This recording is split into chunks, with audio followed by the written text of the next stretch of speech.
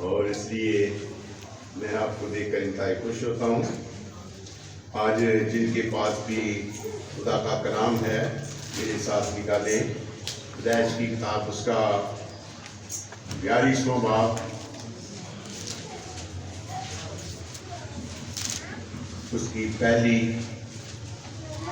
اور دوسری آیت تلاوت کریں گے۔ اور یعقوب کو معلوم ہوا کہ مصر میں غلہ ہے، تب اس نے اپنے بیٹوں سے کہا، تم کیوں ایک دوسرے کا منہ تاکتے ہو؟ دیکھو میں نے سنا ہے کہ مصر میں غلہ ہے، تو وہاں جاؤ اور وہاں سے ہمارے واسطے اناج مول لے آؤ، تاکہ ہم زندہ رہیں اور ہلاک نہ ہوں۔ خداوند کے زندہ، مقدس، لا تبدیل، لا ثانی، مؤثر، زندگی بخش اور لا خطا کلام کا پڑھا اور سنا جانا ہم سب کے لیے برکت کا سبب بنے، آمین۔ دوبارہ آپ کو ویلکم کیا جاتا ہے، بڑے خوش ہیں۔ ہم خدا کے کلام کو آج مل کر سیکھنا چاہتے ہیں۔ جو پھر تلاوت کیا گیا اس میں ہم دیکھتے ہیں باپ یعقوب جو اسحاق کا اور ابراہیم کا بیٹا تھا، اسے اپنے خاندان کی فکر لگی ہوئی ہے۔ اپنے خاندان کی کس قدر فکر کر رہا ہے، کیونکہ خاندان کے اندر خوراک نہیں ہے، خاندان خوراک سے معروم ہو چکا ہے، اور اس وقت قحط پڑا ہوا ہے۔ ملک کنعان کے اندر یہ خاندان رہ رہا ہے، اور اس نے اپنے بیٹوں کو جمع کیا اور بیٹوں سے کہا، میرے بیٹو کیوں ایک دوسرے کا منہ تاکتے ہو؟ دیکھو مجھے پتا چلا ہے کہ مصر کے اندر اناج ہے، اور تم مصر جاؤ اور جا کر اپنے واسطے اناج مول لے کے آؤ، تاکہ ہم زندہ رہیں اور ہلاک نہ ہوں۔ آج بھی میں دیکھتا ہوں آپ بڑے تناؤ ہیں، ہر شخص اپنے خاندان کی فکر کرتا ہے، اپنے بچوں کی فکر کرتا ہے، اپنے خاوند کی فکر کرتا ہے، اپنی بیوی کی فکر کرتا ہے، اور ہر شخص چاہتا ہے میرا خاندان ہلاک نہ ہو۔ ہم اپنے خاندان کے لیے ادھار لیں، نقد لیں، قرض لیں، ہم کیا کرتے ہیں؟ اپنے خاندان کو زندہ دیکھنا چاہتے ہیں، سلامت دیکھنا چاہتے ہیں، صحت مند دیکھنا چاہتے ہیں۔ اور ہم جو مرد حضرات ہیں، میں دیکھتا ہوں کہ وہ بڑی بڑی مشکلات میں سے گزرتے ہیں، 5ویں 10ویں منزل تک بھی وہ چڑھتے ہیں، اور اپنے بال بچوں کے لیے، تاکہ ہمارے بچے خوراک کھائیں، زندہ رہیں اور صحت مند رہیں۔ کئی دفعہ وہ گھر چھوڑ کر، میں دیکھتا ہوں کئی پینٹ کرنے والے ہیں، وہ راول پنڈی چلے جاتے ہیں، اسلام آباد چلے جاتے ہیں، کوئٹے چلے جاتے ہیں، کراچی کام کرنے کے لیے چلے جاتے ہیں، یا عام لوگ بھی گھر چھوڑ کر وہ اپنے بچوں کے لیے دور دراز چلے جاتے ہیں۔ کئی ہمارے عزیز ہیں جو ملک چھوڑ کر دوسرے ملک بھی چلے جاتے ہیں، تاکہ ہمارا خاندان خوشحال رہے۔ غور کریں ذرا، یہاں باپ یعقوب فکر کر رہا ہے، اٹھو، کہاں جاؤ؟ مصر جاؤ، مصر میں غلہ ہے، اور وہاں سے اناج مول لے کے آؤ۔ میرے عزیزو، بتایا گیا کہ اس وقت قحط تھا، اور اس قحط کا ذکر خدا نے اپنے بندہ یوسف پر اور فرعون پر ظاہر کیا تھا، اور بتایا گیا کہ اس وقت مصر کا بادشاہ جو فرعون تھا، اسے خواب آئی، اور کیا دیکھتا ہے کہ میں لبے دریا کھڑا ہوں، اور دریا میں سے 7 موٹی گائیں نکلتی ہیں جو کنارے پر چلتی ہیں، اور اس کے بعد دبلی پتلی کمزور گائیں نکلتی ہیں، اور کمزور گائیں اچھی گاؤں کو کھا جاتی ہیں۔ بڑا پریشان ہوا، ابھی سوچ ہی رہا تھا کہ خدا اسے کھیت میں لے جاتا ہے، اور کھیت میں کیا دیکھتا ہے کہ گندم کے ساتھ چھٹے نکلتے ہیں، بڑے خوبصورت ہے، دانے بھرے ہوئے ہیں، اس کے بعد کالے کالے چھٹے نکلتے ہیں اور وہ اچھے سے لوگ کھا جاتے ہیں۔ پریشان ہوتا ہے،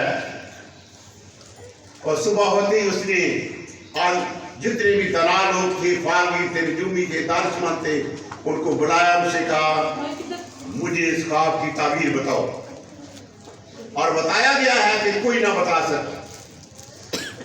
اتنے میں ایک شخص حاضر ہوا اور وہ بادشاہ کا ساقی تھا، اسے میں بناتا تھا۔ اس نے کہا بادشاہ یہ بڑا کام ہے، اس خواب کی تعبیر کے لیے ایک آدمی موجود ہے۔ اس نے کہا جلدی کرو، کہاں ہے؟ اور اس نے کہا اس وقت جیل کے اندر ہے، اور اس کا نام یوسف ہے۔ اور اس نے کہا آپ کو کیسے پتا ہے؟ اس نے کہا اسے 2 سال پہلے مجھے جیل کے اندر خواب آئی تھی، اور اس نے اس کا مطلب بیان کیا تھا، اور جو کچھ اس نے کہا تھا وہی ہوا تھا۔ تو کلام میں لکھا ہے فرعون نے جلدی کی اور یوسف کو بلایا، اور جب یوسف باہر آیا، حجامت بنائی، کپڑے بدلے، پھر ان کے سامنے پیش کیا گیا، اور لکھا ہے فرعون نے یوسف سے کہا مجھے معلوم ہوا ہے کہ تو خوابوں کی تعبیر کرتا ہے۔ یوسف نے فرعون کو جواب دیا میں کچھ نہیں جانتا، لیکن خدا ہی آپ کو سلامتی بخش جواب دے گا۔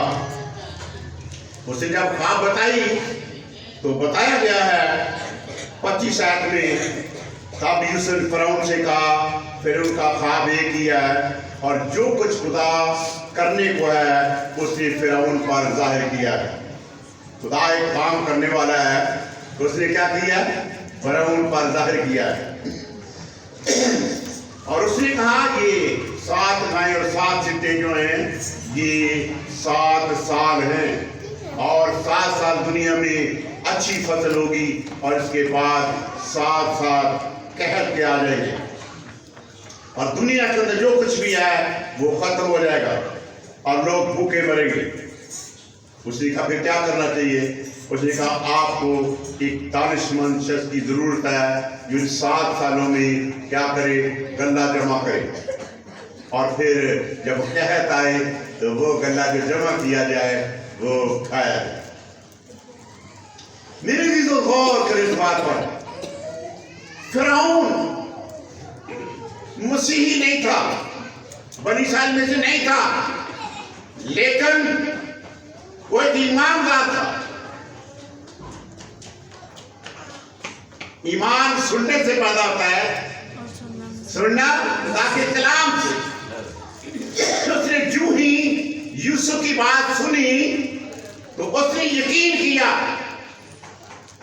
کہ یہ بات حقیقت ہے، اس نے عمل کیا اس پر، اور اس نے کیا کیا؟ اس نے یوسف سے کہا 38 آیت میں، سو فرعون کو اس کے خادموں کو یہ بات پسند آئی، اس نے کہا ایسا آدمی جس میں خدا کی روح ہے کیا ہمیں مل سکتا ہے؟ اور پھر ہم نے یوسف سے کہا کیونکہ خدا نے سب کچھ تجھے سمجھا دیا ہے، اس لیے تیری مانند دانشمند اور عقل مند کوئی نہیں، میں تجھے اختیار دیتا ہوں۔ اس نے اپنی انگوٹھی پہنائی، اپنے رتھ پہ بٹھایا، اور پورے ملک کے اندر اس نے کیا کیا؟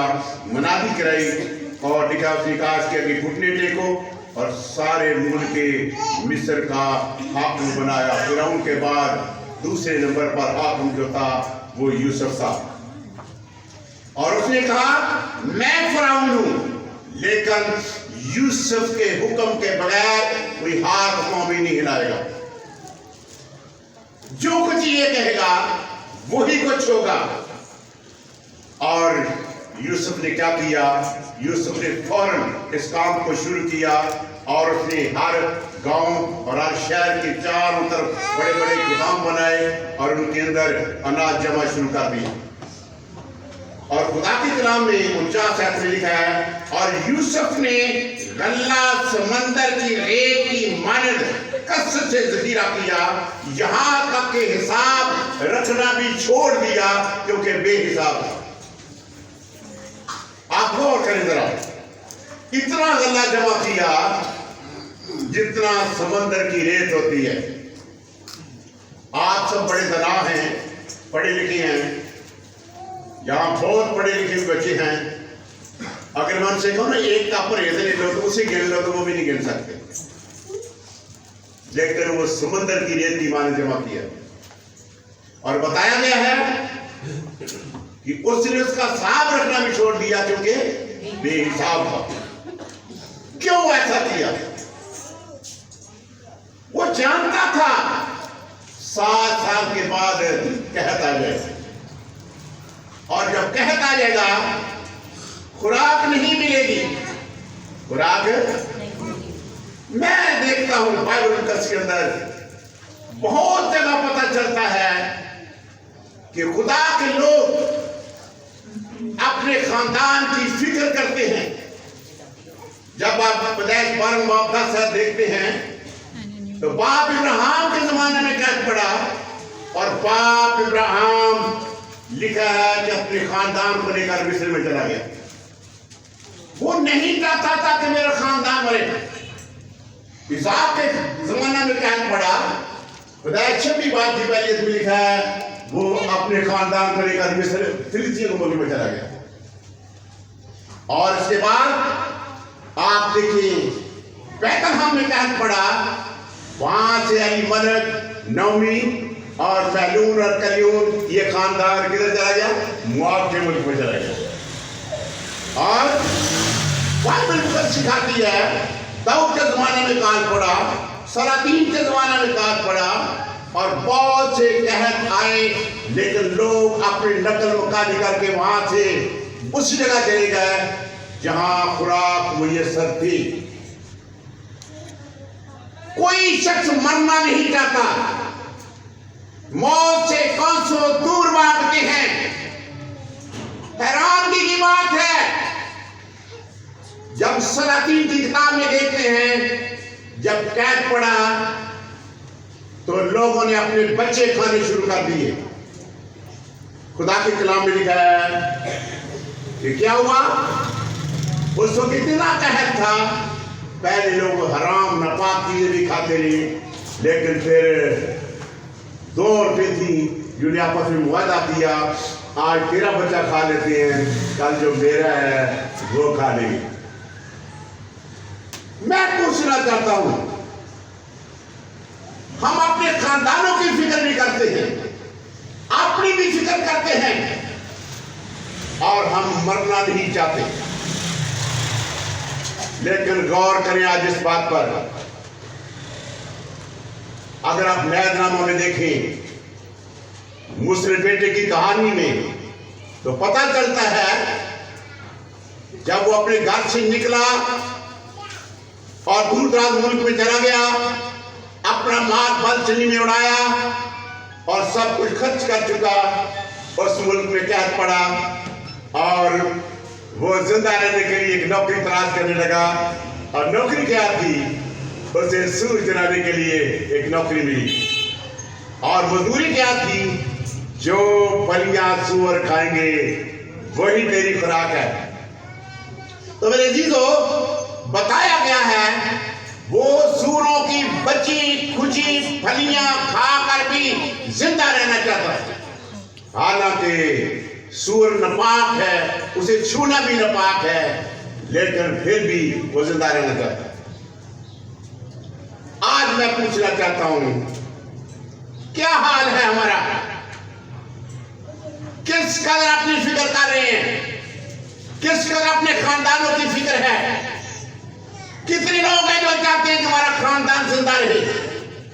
کتنے ہیں جو لوگ آپ دیکھیں گھر میں جو بیمار ہوتا ہے آپ فوراً ہاسپٹل لے جاتے ہیں، بلکہ ماں تو سوتی نہیں ہے جب تک سب نہ کھا لے۔ لیکن غور کریں آج جو بات میں آپ کے ساتھ کرنا چاہتا ہوں، جن کے پاس خدا کا کلام ہے، میرے ساتھ عبور سے بھی کا صفحہ اس کا 8واں باب 11 آیت پڑھیں تو وہاں بڑی صفائی سے پتہ چلتا ہے، اور خدا کا کلام سکھاتا ہے کہ دنیا میں ایک اور قحط آنے والا ہے جس کا ذکر خدا نے کیا ہے۔ لکھا ہے خداوند خدا فرماتا ہے देखो वो दिन आते हैं मैं इस मुल्क में कह डालूंगा न पानी की प्यास का ना रोटी का कैद बल्कि खुदा के कलाम के सुनने का कैद। तब लोग समंदर से समंदर तक और शुमाल से मशरक तक भटकते फिरेंगे और खुदा के कलाम की तलाश में इधर उधर दौड़ेंगे लेकिन कहीं ना पाएंगे। मैं पूछना चाहता हूं कितने हैं खामद अपनी बीवी से कहते हैं घर बैठ रही है चलो चले। यीशु मसीह ने कहा आदमी रोटी से जीता ना रहेगा बल्कि हर उस बात से जो खुदा के मुंह से निकलती है। जिस्मानी रोटी के लिए तो हम दौड़ते हैं भागते हैं तरसते हैं दूसरों को भी खिलाना चाहते हैं और सोचते हैं कोई ना मरे। लेकिन रूहानी तौर पर हमें कितनी फिक्र है अपनी, कितनी फिक्र है अपने खानदान की। शायद आप सभी आए होंगे लेकिन अपने इर्द गिर्द देखें आपके खानदानों में से कितने नहीं आए। क्या उनकी फिक्र नहीं? क्या वो आपके खानदान का ऐसा नहीं? क्या उन्हें जिंदा नहीं रहना चाहिए? बाप याकूब कहे मिस्र जाओ वहां से राजमूल लेके आओ। क्या आप नहीं चाहते आओ खुदा के घर चले वहां रुचि गजा मिल रही है हम जिंदा रहे। यीशु मसीह का आदमी रोटी से जीता ना रहेगा।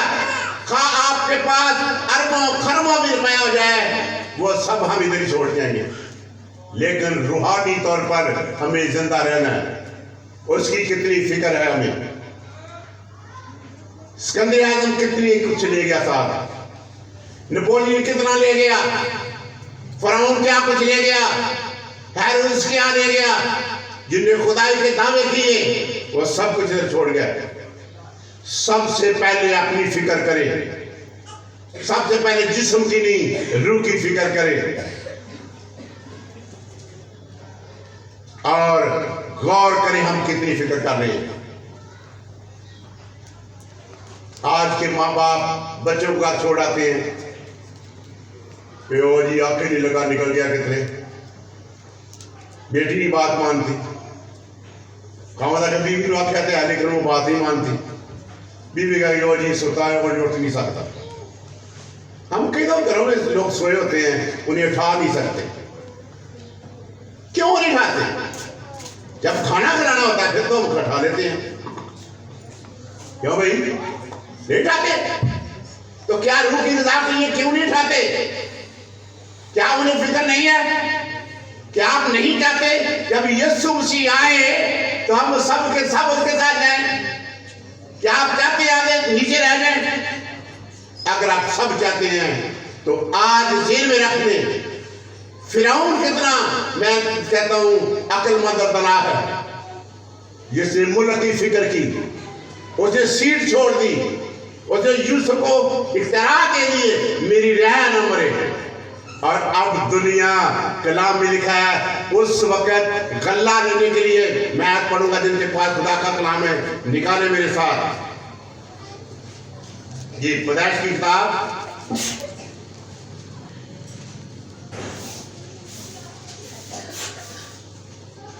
जी और उसकी आखिरी आयत वो पढ़ेगा। और सब मुल्कों के लोग अनाज मूल लेने के लिए यूसुफ के पास मिस्र में आने लगे क्योंकि सारी जमीन पर सख्त काल पड़ा था। हाँ जी लिखा है सब मुल्कों के लोग अनाज मूल लेने के लिए यूसुफ के पास मिस्र में आने लगे क्योंकि सारी जमीन पर सख्त काल था। लोग ईरान से चीन से आप देखते अमेरिका अफ्रीका जापान सब लोग जिंदा रहना चाहते थे और सब लोग सब मुल्कों के लोग किधर आ रहे हैं? मिस्र आ रहे हैं ताकि मिस्र से अनाज लेके आए और याकूब के बेटे भी भाग गए और गधों पे अनाज लेके आए। आप जब चल जाते हैं कितना बोझ उठा के ले जाते हैं, कितना किराया खर्चते हैं। कितनी मुश्किलात है आपके लिए। मेरे दीदो, फिक्र करें, ख्याल करें जरा अपना, अपने खानदानों की फिक्र करें। बीवियां अपने खामदों को झंझोड़ें और खामद अपनी बीवियों से अगर प्यार करते हैं तो उन्हें भी कहें खुदा की बंदी छोड़ दे ये काम। क्या तू कपड़े धो रहा था, मैं जा रहा हूं, ये क्या है? घर में खाने वाली चीज लड़ पड़ते हैं, मेरा सा किधर गया? क्या अपने एक हिस्से का कलाम क्यों नहीं सुनते? जिंदगी खुदा के कलाम में है। सब मुल्कों के लोग आ रहे हैं, लेकिन आज क्या बात है? देखो, खुदावंद खुदा फरमाता है। कौन फरमाता है? किसी इंसान की बात नहीं, खुदावंद खुदा फरमाता है कि मैं कैद डालने वाला कोई इंसान नहीं।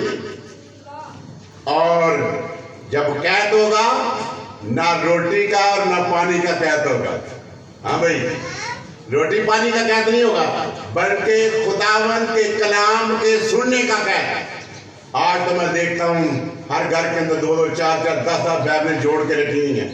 कहीं के ऊपर डस्ट पड़ी हुई है, लेकिन लोग पढ़ते नहीं है, सिर्फ जमा करके रखी है। क्या कर रहे हैं आप? आपके अभी चैनल लगे हुए हैं, खुदा का कलाम मौजूद है, टीवी पे कलाम सुनते हैं, नेट पे कलाम सुनते हैं, मोबाइल के अंदर कलाम है, आप हर जराए से खुदा का कलाम मिल रहा है। फिर भी हाल क्या है?